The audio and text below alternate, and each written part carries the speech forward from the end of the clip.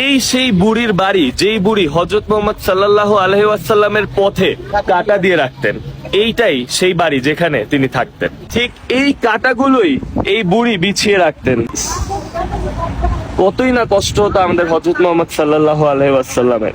আর এই বুড়ি প্রতিদিন এখানে বসে এই জানালা দিয়ে দেখতেন, আর হযরত মুহাম্মদ সাল্লাল্লাহু আলাইহি ওয়াসাল্লাম যখন এই রাস্তা দিয়ে আসতেন উনি কাঁটা বিছিয়ে রাখতেন। বন্ধুরা, চলে আসছি আমরা তাইফ শহরের সেই বুড়ির বাড়িতে।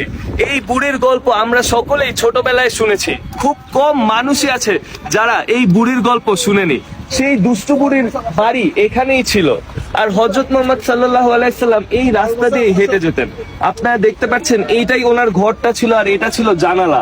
এখান দিয়ে তিনি দেখতেন আর অপেক্ষা করতেন কখন হযরত মুহাম্মদ সাল্লাল্লাহু আলাইহি সাল্লাম হেঁটে যাবেন। এখন এই দুষ্টু বুড়ির ঘরের কি অবস্থা, পুরো ঘরটা এখন ভেঙে রয়েছে।